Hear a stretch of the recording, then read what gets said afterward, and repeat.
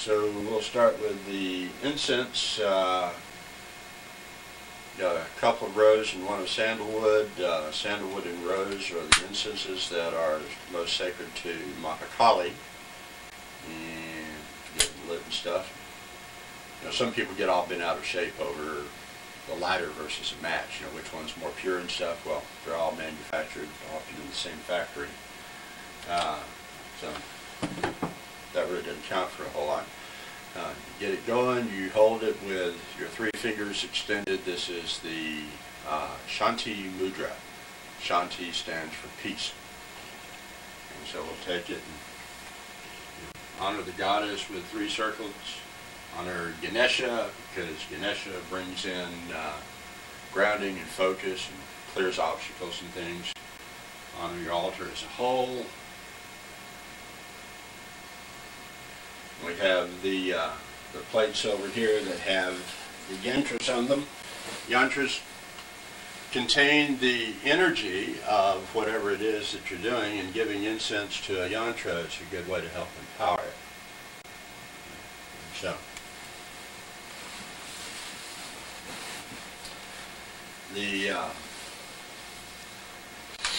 there are a number of different things that we can use in the process of the ritual.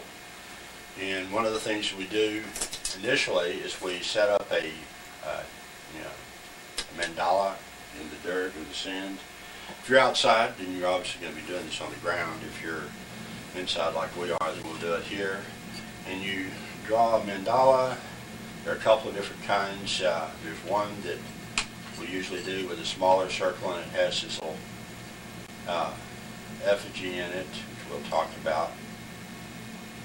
And you put a little wreath of what's supposed to represent fire over here, and you run sort of a cord over it, and you draw a dagger in the sand. And this is a mantra that's used for liberation. Liberation is the destruction of another spirit. Basically, it destroys it so thoroughly that it doesn't exist anymore. If it's on a karmic path or whatever, it's not anymore. Its energy returns to the primordial pool to be used in creation again. So liberation is one of the rarest things that you'll ever do. What we would normally do, and certainly we'll be doing in the one that we demonstrate today, we'll take a slightly larger mandala, and we'll have a circle that takes up most of the area. Draw the effigy again, which we'll talk about here in just a minute. And then you can have it as representing the rays of the sun, the petals of a lotus flower, you know, whatever works for you. And the effigy in the middle represents the person doing the ritual. Essentially, we're all one, and all of creation is one. So if you see something that you consider dark or evil or whatever else out there in the world, then the way you take care of it is you destroy it in you. When you do that, then it takes care of it there as well. So let's say we don't like the Chinese who invaded Tibet. And so you want to try and destroy that invasion and stuff. Now personally, I would never do that, because I'm grateful to them for invading Tibet. If they hadn't done that, my teacher never would have come here and taught me. So, you know, I really don't want to go after the Chinese for that. I'm grateful because they caused the Tibetans to be able to have to share what they know with the rest of the world. But, you know, if we were going to do something like that, then we would be actually destroying that tendency towards invasion in ourselves. You know, one of my brothers died in Iraq, what, a week ago yesterday. And I'm not real happy that our folks were sent there for a war where there are no weapons of mass destruction. That's one I might go after in a ritual to get us out of Iraq. And, you know, anyway, that's, you know, so that would be something I would do, but I would take care of that because, okay, as an American citizen, then our nation went over there and invaded that nation. For no apparent reason. For no apparent reason, yeah. to go after weapons of mass destruction that weren't there, we should have gotten out when we figured out they weren't there and said, sorry, paid our damages, but we didn't do that. So, that would be something to go after, but I would do that in myself because as an American, I'm also, from a national standpoint, karmically responsible for what's happening there. So I do what I can to take care of that, but I do it not by destroying it in Washington, not by going after the president or the members of Congress or any of that sort of crap, or going down to Crawford, Texas and getting George Bush. I do it by taking care of it in me. So in the process, we do the ritual, and we stab the effigy with the dagger. We're killing that problem in us, not in the rest of the world. In the process, though, we're doing it for the rest of the world. We deal with it in us, it deals with it there because we are all one. There are a lot of people who are involved in the oneness movement, as it's called, in the United States. The point is, shamans have been dealing with this for thousands and thousands of years. The Phurba ritual is 60,000 years old. Shamanism, as we know it today, has been around for well over 100,000 years. And and this process goes on. We're all one, so we deal with it within ourselves. The dagger basically has three parts. You have your head, and in this case the head has the three faces of Mahakala. It has a happy face and a sad face and an angry face, and has this part which represents the lightning, has the head of an elephant, which is Ganesha, the first shaman, and then the blade, the three sides of the blade also represent the Trishul, the trident. And so, as we, this represents, overcoming ignorance, greed, and fear. There's also the three realms of the spirit world. There's the spirit, soul, and body of the human.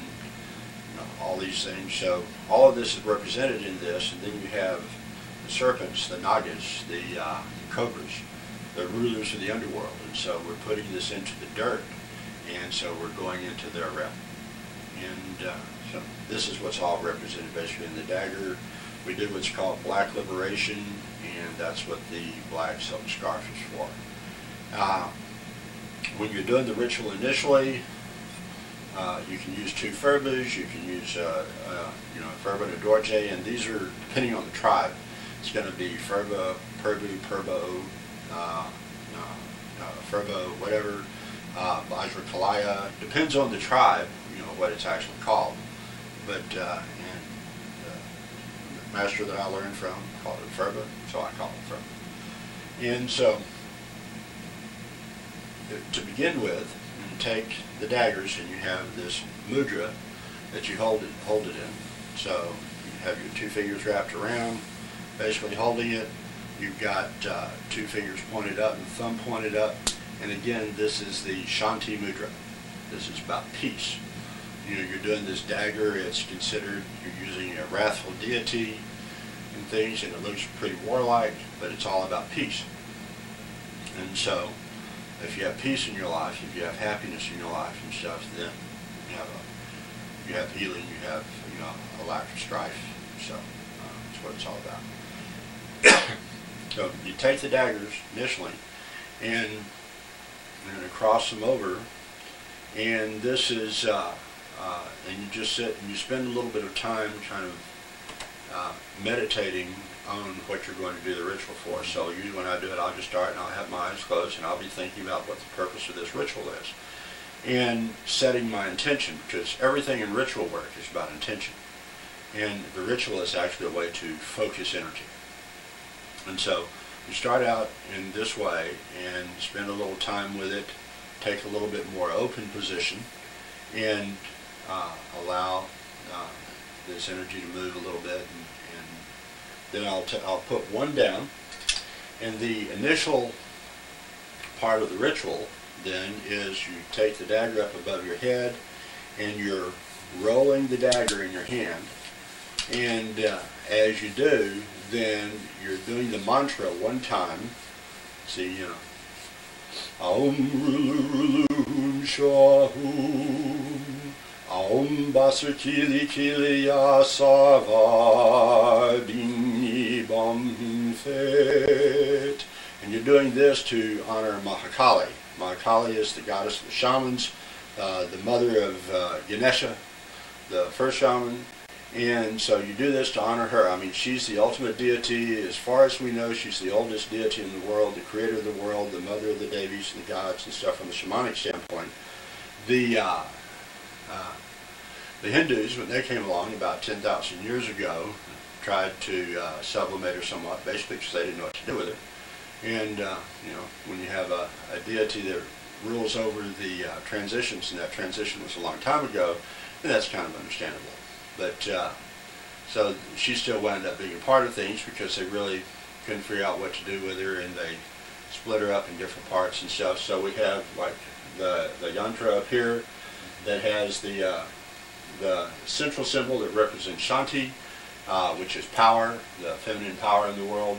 And then it has the 10 forms around it, and these 10 forms are all the forms of Mahakali. And so basically, and they have one up there in the center top, which is like the one up at the top that's representing Kali in general. So they split her up, the Buddhists split her up, you know, it's like people don't know what to do with it. We're now back in a Kali Yuga where it's all on again. We honor Mahakali.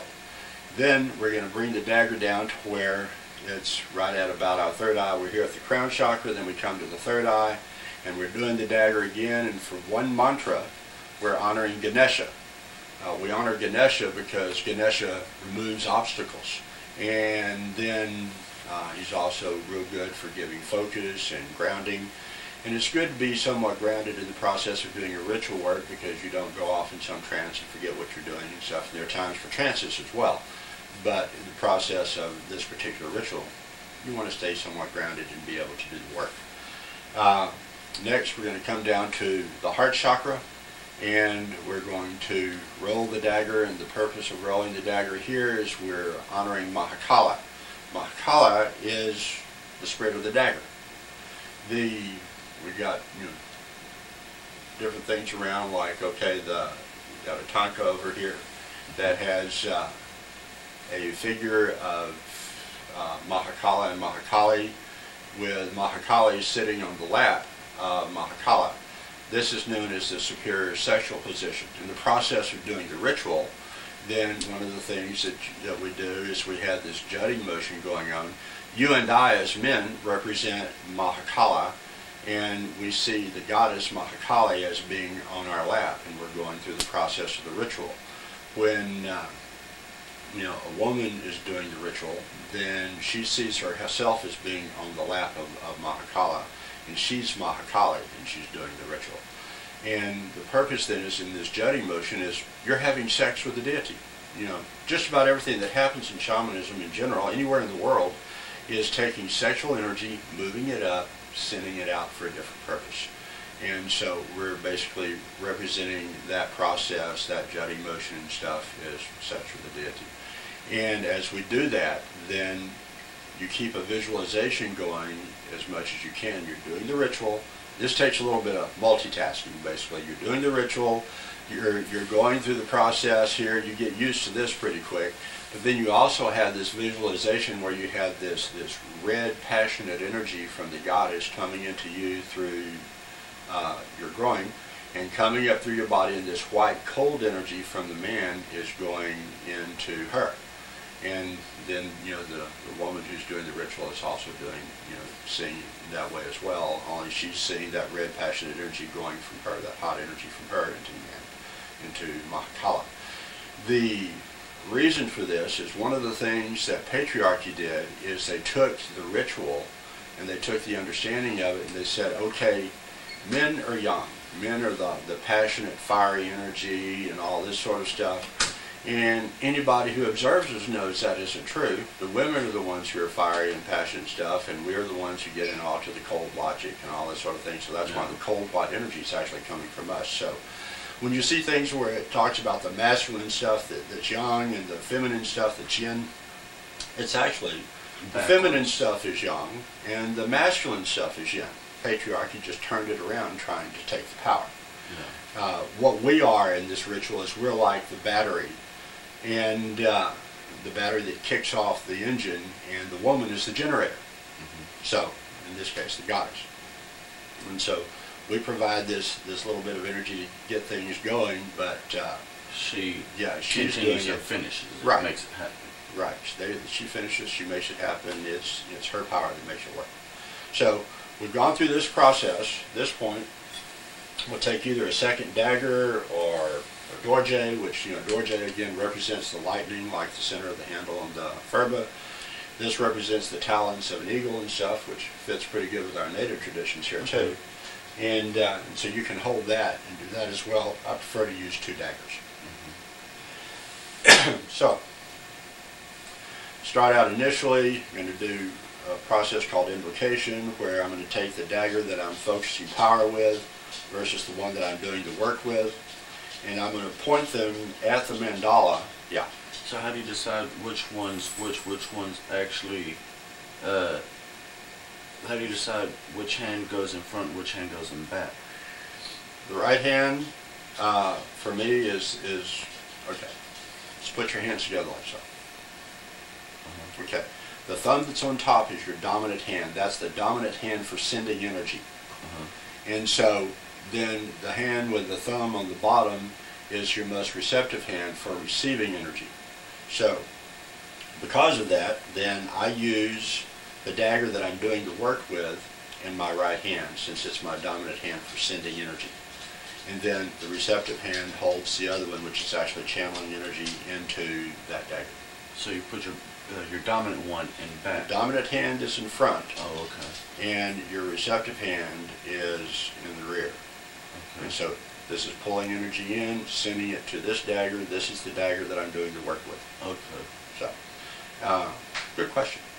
Anyway, so we start out and we do this little process of drawing in energy, the invocation and stuff. We're actually invoking, we've gone through the process of honoring Mahakala and Mahakali and Ganesha and all.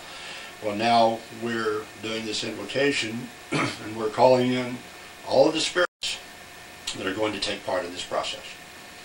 If we're doing it for someone else, we're going to call in their higher self in the process, our higher self, our guardian animals, theirs if they have one. We're going to be also focusing energy, on the daggers themselves, because each dagger is essentially a living deity. And so, we're getting into all of these different aspects, Mahakala in his full form, Mahakali in her full form. Basically, when we're doing that, we're accessing the void, we're accessing all of the energy that's available to use in creation. And so we do this, and we're still doing our motion, we're still having sex with the goddess, we're still visualizing the energy movement and stuff, and in the process we do the mantra 7 times. And you might have to trick yourself to be able to remember how to do the mantra and stuff, how many times. So like, I'll do it for once for the point, once for the middle, once for the head and stuff, and I go through that with 2 daggers. Basically, I've got 6, and I do 1 more, and that's 7. Whatever little trick you have to do, because in the process of doing this, you can kind of trance out. The mantra will get you there. And so, if you get to where you need to use something like that to kind of keep the count, that's fine. Just remember to remember all the other things. Now, you've got 3 years to learn this, so, you'll get there. Got a question. Yeah. Okay, so say you're in the process of doing the ritual, okay, and you're just starting, you're just getting the routine down, so to say. Is it possible to have some kind of something with other than the daggers in your hand, so that way every time you say your mantra, you can kind of flip a bead or? Yeah, you can. There are little wrist mullets that are easy to use and stuff, and you could do something like that. Okay. So, whatever works for you. The thing is, a shamanic spirituality is not a religion. We don't have anything that's written in stone. You have to do it this way. Yeah. You hear the basics of it and stuff, and then you do what works for you. And you adapt it to make it to where it's comfortable for you. Yeah, because it's your spirituality. There are 2 of us here. We have your spirituality, my spirituality, whatever we choose to share between us. There's freedom here that's not about, a religion. A religion is basically you take that spirituality. Yeah, a religion is a dictatorship. You take spirituality, you add politics to it, which is about controlling people, and you have a religion. So we're not doing that. So we're here, we've done this and stuff, and then we're going to go into to protect all the members of the ritual, including ourselves, including the spirits that we're working with and stuff. And we do that with this process where we're crossing our hands, and we have the receptive energy then is in front, and the dominant energy is actually behind a little bit. And so we're just it kind of mixes the energy up a little bit. It makes the any dark spirits basically that are trying to interfere with things a little bit confused, yes. And so it just changes the energy. We do this for 7 mantras again, and then we come into communion, where we put our hands together with the blades of the daggers still pointing at the mandala. And our focus is on the mandala too. And so in communion, basically, we hold the thoughts that we've kept secret up to this point, and we share them with Mahakali and Mahakalas, and this is what we want to achieve in this ritual. And we put that out to them, and you don't have to be real detailed about it and stuff. Just kind of let the idea float out there while you're doing the mantra. And again, you do the mantra 7 times. When you get to the end of that, then we're going to go into a process of defense. And in defense, you're going to take your receptive hand and dagger, and you're going to put it down, or dorje, or whatever you're holding. You're going to put it down to where it's kind of pointed towards the rear, and you're still going to continue to focus the energy of the dagger that you're doing the work with on the mandala. And so basically, this is like anything that's trying to sneak up and cause a problem, dagger's dealing with it, or the lightning is dealing with it. Whether it's the dagger that you're using that represents that energy, it's representing the lightning. There's one of the mandalas there that represents a form of Mahakali known as Chinnamasti. Chinnamasti is the spirit of the lightning. And so, this is taking care of anything in the area that's trying to cause a problem and interfere with this ritual, anything at all. And so you do that, and you do the mantra 7 times.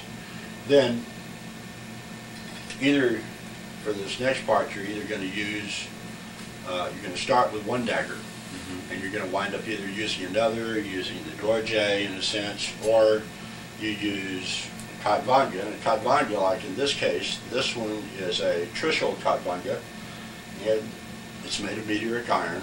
It's got a number of little pieces for the symbolism. This is the damaru, the shaman's drum. This part is the bell, and this represents the Nagini, or the Nagakanja, whichever you care to call it, the daughters of the Nagas, and this represents the Nagas themselves. You have a dorje here, you have basically between the other two, another dorje, so a double dorje, a double dose of lightning basically. And then you have 3 different faces. You have Mahakala, you have a human, and then representing the fact that all human life ends, we have the skull, and you have the Trishul, which we talked about before. And we'll either use that to focus energy, or these are primarily used by people who are the heads of orders and stuff. And then we have this little skull Kadvanga, which is basically the same thing. It's meteoric iron. It has 3 skulls instead of the faces. And it has parts representing the dorje, and it has nagas and stuff. And you simply use these to focus energy. Whatever you're doing with this to focus the energy, whether it's a dorje, it's one of these, another Phurba, doesn't matter.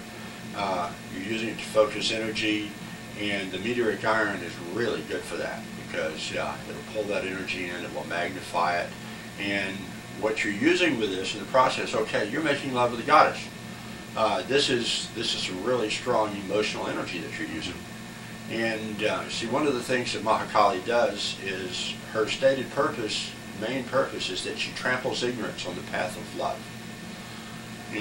That's about as positive as you can get. And love is very strong.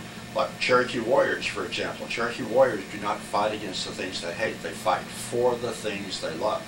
It gives you a higher purpose, higher reason for being, a higher power for doing what you're doing. So, again, you're focusing this energy and stuff. not to hurt something in the world because you want to hurt something, but because of your love for a higher and better way. So what we do then at this point in the ritual, though, is we're going to take the dagger, we're going to hold it up, we're going to roll the dagger. We are still in our process with the goddess, and we're doing the mantra 3 times. And in this case, we're going for anything that's interfering with the higher aspects of things. And when we catch that energy, you'll feel the energy connect with the point of the dagger. And some in the process of the like 2.5 mantras in, and then you just stop and you hold that energy, and you keep your focus again on the mandala. And so once you've had your focus here, you caught the energy, now you're focusing on the mandala. When you get to a point in there where you're almost finished with it and the spirits tell you to, then you're going to drive it into the mandala. You're driving it into the effigy of you. Okay? So like you said earlier, you're not destroying it in the world, you're destroying it in yourself. Correct. In turn, yeah. It destroys it in the world. Because we are all one. Everything in creation is one. The Cherokees have a fun way of describing it, and take a spider web. We have the spider that we call grandmother, and grandmother goes out and she weaves the web of the world. And each place where you have a point where the threads cross on the web, then that's one of us. And if something happens to anything on that web, then everything else in the web feels it. One of the things that happened in Iraq when we went into Baghdad, our folks dropped 17 bunker buster bombs one day there, and the next day in Florida there were 17 tornadoes. And people just, a lot of people couldn't see the similarity, but all the people who do the spiritual stuff, it's like, we just attacked ourselves. I spent 4 years down at the penitentiary in McAllister as a chaplain for the Native Americans. People would have fights, we'd go and break them up and stuff, and we'd be able to tell who it was that was in the fight, because you hit someone with a fist, your fingernails bruise your palm. And so we'd go in and we'd find the people with bruises on their palm, even if we couldn't tell who was in the fight necessarily by some mark on their face or body or something. And we'd be able to know, there was an indentation, there was maybe a little pain if they hit people a few times because they were bruised. And so we'd be able to tell who was in the fight. You attack someone else, you attack yourself.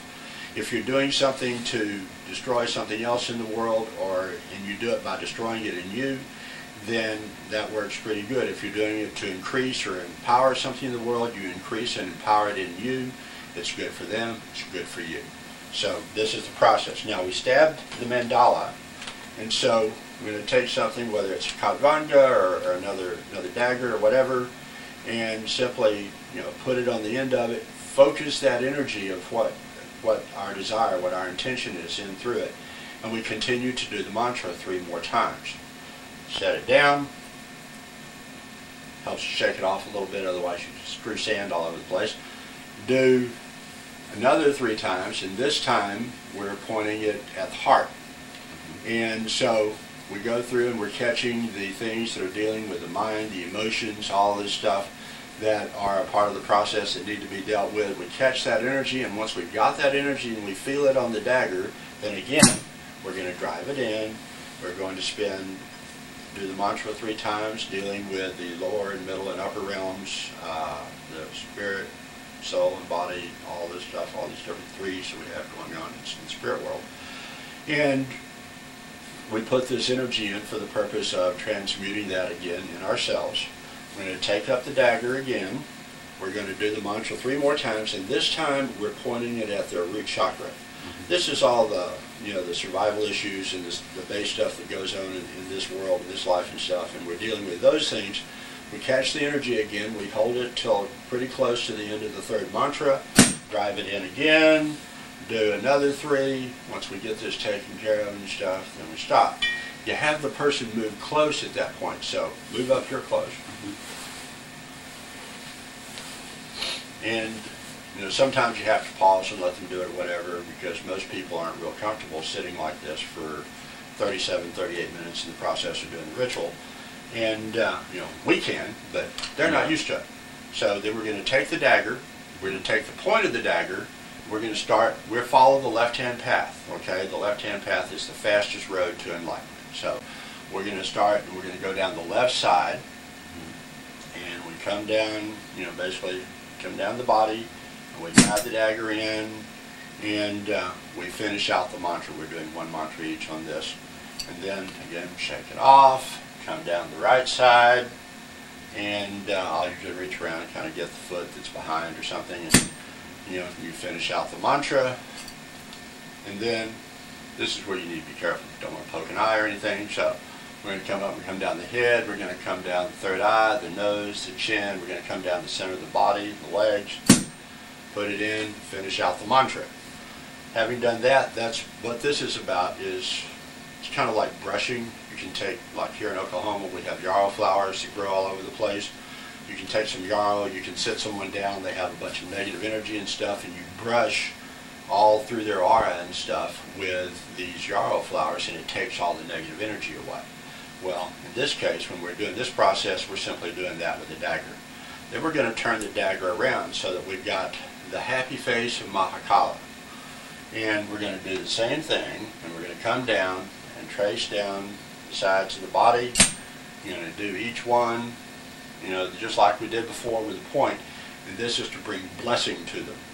Because Mahakala not only transmutes all this negative energy and stuff, Mahakala is a protector. And one of the things a protector can do is bless you. So we do that for the purpose of blessing, and we ground it again each time into our own effigy, which means that we're also blessing ourselves. Blessing ourselves, exactly. Okay. So, we're cleansing negative energy from ourselves, we're blessing ourselves, and we're also doing it for this other person. So when you're blessing someone, is there like some specific way you do this? Like,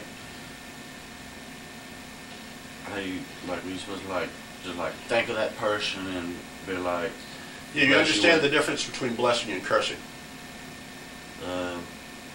One's good and one's. You know how you do it? Vaguely. Okay, let's say you're driving down the street, Mm-hmm. and someone cut you off. Yeah, someone cuts you off. They do something. I see a lot of people doing stupid things driving, especially with all this construction around here and tempers being the way they are. So, someone does something stupid, and you cuss them out, flip them off, whatever. You just curse that person. Really? You sent negative energy. As soon as you think about someone, you see them in traffic. You think about them, you have this instantaneous connection to them. If you think about them with emotion, then if it's a positive emotion, you bless them. If it's a negative emotion, you curse them. Just that simple. So in the process of doing this, we're thinking about whatever blessing this person needs. We're removing the negative energy that's been brought out by the process of the ritual, and then we're having this intention for their blessing in the process of doing it. And of course, you're still doing the mantra in the process. Mm-hmm. So we get to the end of it, we kind of let things sit for a bit. You'll feel a shift in the energy, and when you do, that basically means the ritual is over. You take your dagger, and you have a spiral that represents the goddess. And so we'll start in the center, and we'll work our way out. And essentially chip out the mandala so that the mandala is no longer there. The ritual's over. Okay. That's it. So, you'll learn the ritual as we go through. You'll finish it. You'll know it here pretty quick, because we'll do it a lot until you do. And then we'll want you to do it every day. And you pick anything that's going on in the world, it doesn't matter. Wherever it is, whatever it is, whatever the spirits guide you to do. If you're doing it for some individual or something, that's great. And then you do it for them. But if there's something else going on in the world that's bothering you in some way that you don't like, then talk with the spirits. If they give you permission to deal with it, then go after it, and you do it every day. So when you say talk with the spirits, is that like your guardian animal, for example? What if you don't know what it is? But you already know what it is. We've already done that ritual. So, yes, we'll find it again for you. Don't worry. Okay. But what you're going to do then is you simply speak to the spirits, and it's like, okay, can I work on this particular thing? And they will deal with it. They'll let you know. They'll say yay or nay. Yeah. Okay. And so you do the ritual. Change the world and change yourself. Any questions on that? No, not at all. All right, so we're done with Not this. a lot to think about. Try not to think too much, though. When you think of your questions, let me know. We'll go on from there. I'll write them down. Yeah. That's it.